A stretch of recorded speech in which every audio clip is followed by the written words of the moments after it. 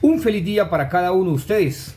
Hoy estamos en el viernes de la tercera semana del tiempo de Adviento, acercándonos cada vez más a este gran acontecimiento del nacimiento de nuestro Señor Jesucristo. El texto para el día de hoy es Lucas capítulo 1, versículos 46 al 56. Vamos a quedar con el versículo 47, toda la fracción del 47.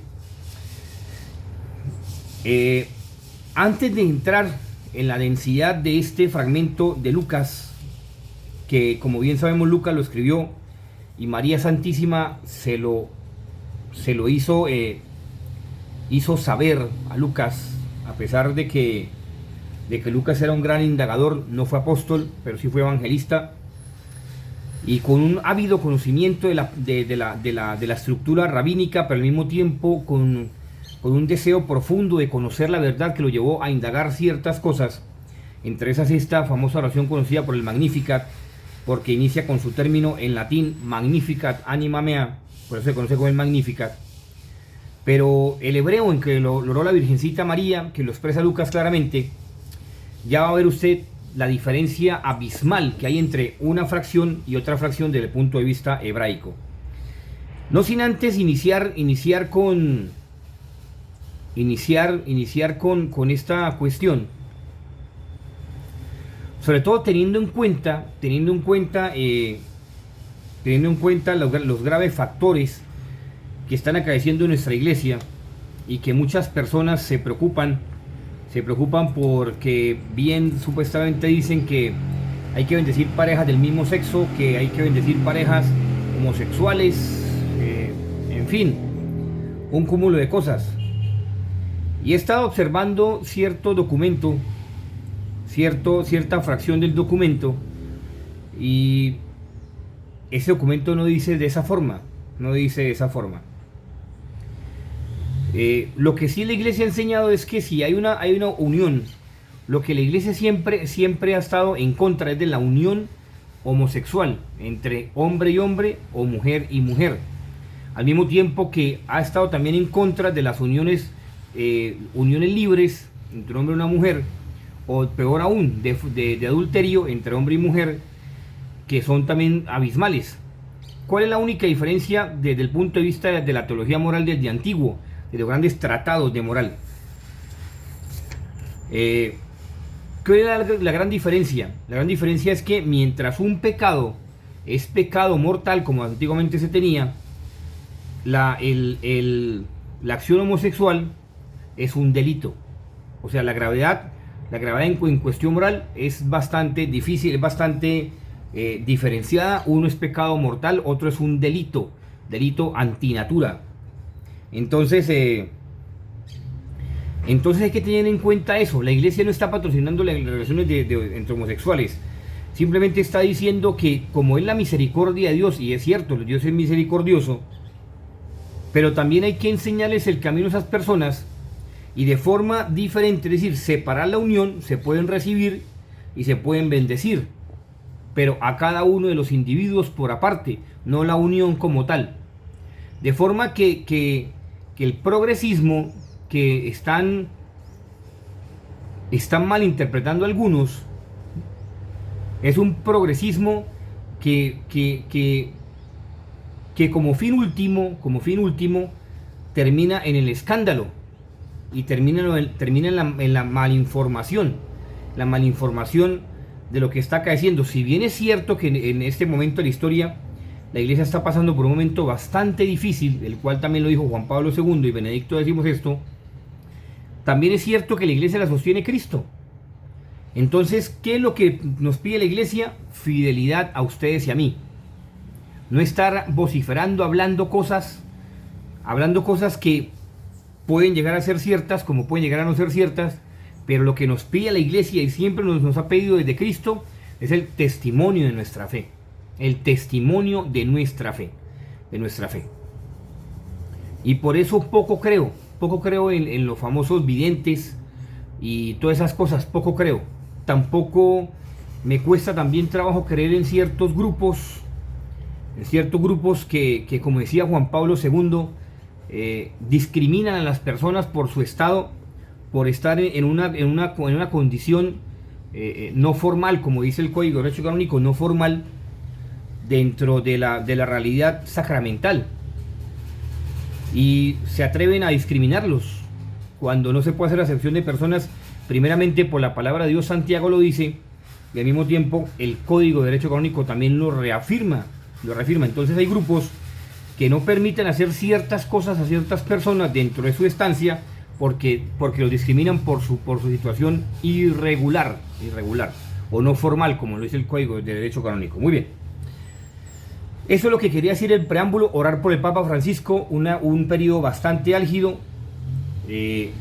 Mire, si usted quiere estar consciente de las cosas, creo que esta es la única vez y la última vez que lo voy a decir, porque no quiero entrar en controversia. Si usted quiere estar consciente y si usted quiere apoyar a verdad a su iglesia, empiece por cambiar usted y empiece por tener la conciencia de que Cristo está en la Eucaristía, en el sacramento, en el sacramento del altar está Cristo ahí presente, y que el peor testimonio que usted puede dar es consumir a Cristo y vivir una vida totalmente diferente a lo que Cristo ha propuesto, a lo que usted ha recibido, y eso lo vamos a ver ahora en los documentos del siglo I. Eso es lo peor que usted puede hacer ante los demás. Y lo otro peor que usted puede hacer ante los demás es desacralizar el culto sagrado. Por eso yo le pregunto, usted tanto que se rasga las vestiduras y tantas cosas, algunas personas que se rasgan las vestiduras, que el Papa Francisco, que mire esta legalización de las bendiciones, todo eso. No, él nunca ha dicho eso, pero le pregunto, ¿usted adora a Cristo en la Eucaristía del momento en que se consagran las especies de pan y vino? ¿Todo el tiempo lo adora? ¿O usted de las personas que después de que el Padre dice Mysterium Fidei se pone de pie y no tiene la realidad concreta ante sus ojos de que es Cristo mismo ahí presente? Porque han enseñado, mejor dicho, grupos dentro de la iglesia que no digo diferentes corrientes de grupos que se han encargado de desacralizar desde mucho tiempo atrás, inclusive se han metido con la palabra de Dios. Por ende se meten con la Eucaristía para desacralizar. ¿Para qué quiere decir eso? Desenfocar su mirada en lo sagrado y poner lo sagrado como algo totalmente mundano. Y eso es lo que están haciendo. Yo cuando a veces veo personas en la Eucaristía que no están conscientes de la realidad a quien reciben, que no están adorando a Jesús en la Eucaristía, no le están adorando, y que además de eso su expresión corporal es un detrimento, simplemente es por costumbre o sencillamente por cosas que no son. Entonces uno dice, ¿qué están haciendo con su fe?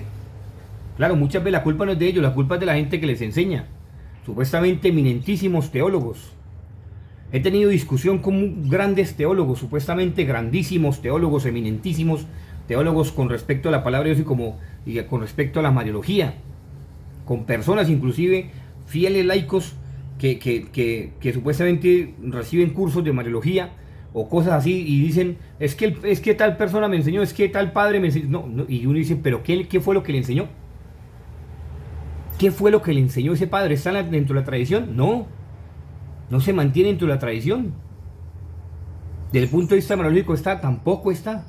Por eso ya finalicemos este tema, porque no quiero entrar en detalles, porque son cosas bastante álgidas, las cuales he tenido información hace mucho tiempo, cuando trabajé directamente con ciertas cosas en la iglesia, muchísimo tiempo atrás, y aún me queda claro que a pesar de esas debilidades del ser humano, Cristo sostiene su iglesia, Cristo la sostiene. Por eso no se preocupe, sea fiel, dé testimonio, tenga misericordia con los hermanos y viva una vida profunda como la Virgencita María, una vida profunda de fe centrada en Cristo, Eucaristía. De lo contrario, puede venir Jesucristo mañana, y llevársenos a todos. ¿Y para dónde nos vamos? Si usted lleva una mala vida incongruente con el testimonio, con el mensaje de Cristo, nos vamos para el infierno. Eso sí nos vamos. Y tantos videntes diciendo cosas y gente buscando cosas y que le digan cosas, eso no es lo mismo que brujería, no es lo mismo que buscar brujos, lo mismo. Y la gente alimentándoles el ego y todo, no, me lo he dicho, en fin. Bueno, Ya para finalizar, porque quiero entrar, qué pena con ustedes, quería expresar esto y espero que por favor que se suscriban a mi canal. Mire cómo dice el versículo 47, desde el punto de vista de la Mariología. Y mi espíritu se goza en Dios mi Salvador. Palabra del Señor. Gloria a ti, Señor Jesús. Bueno, eso lo dice en español. Pero la traducción, vuelvo y digo, la traducción es diametral al español. Verohi Shimach, Be Elohim Galach. Cuando Lucas expresa eso, escuchado de mismos labios de la Virgencita María, y lo plasma en su evangelio, en su diferente evangelio, para ser dispersado por diferentes comunidades greco-cristianas o judeo-cristianas, pues además de que está diciendo que mi espíritu se goza en Dios mi Salvador, María está hablando de su objeto primario de santidad, como dice la Mariología. ¿Cuál es la predestinación? Es decir, que algunos dirán, se regalan vestidura, ¿y cómo es posible eso? Pues María fue predestinada desde toda la eternidad para ser la madre de Dios, y eso es lo que está diciendo aquí. Simplemente ya está ratificando a través del Verohi Shimach Be Elohim Galach que ella fue redimida. Es decir, más bravo aún, según algunos autores marianos de los siglos segundo, tercero, entre esos San Ambrosio de Milán, y también San Jerónimo. San Jerónimo se dio a gatas para poder expresar sobre todo este fragmento, el 47. ¿Por qué? Porque mire la densidad, como dice, es decir, al mismo tiempo que fue redimida desde toda la eternidad, prácticamente ese Elohim Galach quiere decir que su misma naturaleza, siendo humana, refleja la divinidad de Dios. Mire lo que está diciendo, y eso no lo digo yo, lo dicen los diferentes padres de la iglesia. Su misma naturaleza, siendo de condición humana, refleja la divinidad de Dios. Por tanto, refleja lo que es la pureza de Dios, lo que es la santidad de Dios, lo que es la manifestación de Dios en una criatura perfecta, sublime, excelsa, que es la Virgencita María. Y claro, muchos se quedan a gatas. Vuelvo y digo, uno se queda a gatas para poder llegar a traducir esto, porque Verohi Shimach Be Elohim Galach quiere decir como es la misma presencia de Dios, la misma presencia, la misma instancia divina de Dios desde toda su eternidad, expresada en una criatura. Por eso el Magnífica, cuando usted lo ora, y los grandes exorcistas, entre esos Gabriel Amor, que ya falleció,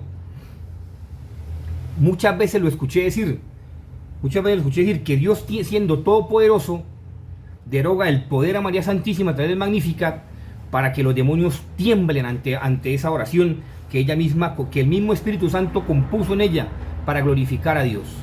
Impresionante. Termino con este fragmento que es importantísimo del siglo I, donde dice de esta forma: Didaseis son Phobos sou Zeus. Enseñe con respecto al Magnificat, ¿no? Le estoy hablando con respecto al Magnificat, lo que hablaban los primeros padres, los primeros discípulos, apóstoles de sobre María Santísima. ¿Qué dicen ellos con respecto al Magnificat? Enséñelo a orar y enseñe el temor de Dios. Mira cómo dice nada más, o sea, enseñe el temor de Dios. ¿Por qué? Porque ellos se basaban en dos conceptos primarios importantísimos que decían de esta forma, los famosos Yetzarim, o sea, según la cultura y el famoso, la acción hebraica dentro del corazón, ¿verdad? Dentro del corazón, ¿verdad? Dentro del corazón, que eran dos movimientos, uno de orgullo, de prepotencia, y otro de sencillez. Y por eso decía, mire, enseña el temor de Dios. Decía, vuelvo y digo, mire, repito la frase, Dita Hei Son Phobos sou Zeus. O sea, enseña el temor de Dios, que eso es lo que la Virgen María enseña, el temor de Dios, para que usted tenga miedo, tenga conciencia de que todos sus actos Dios lo ve, y cualquier acto malo que usted haga va en contra de Dios. Cualquier acto bueno que usted haga tiene que saberlo hacer, porque no todo acto bueno glorifica a Dios, mientras que todo acto malo sí irrumpe la gracia de Dios con respecto a lo que dicen estos primeros cristianos. Impresionante, o sea, el pecado. Bueno, muy bien. Ahora, mire como dicen ellos, es decir, los famosos Yetzarim.